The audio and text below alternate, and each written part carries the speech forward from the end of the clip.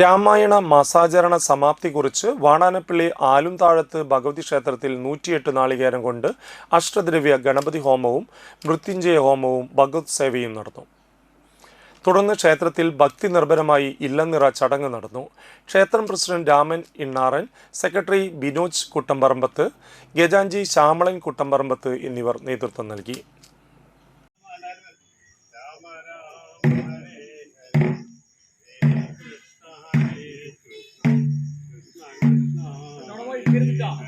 Hare Rama Hare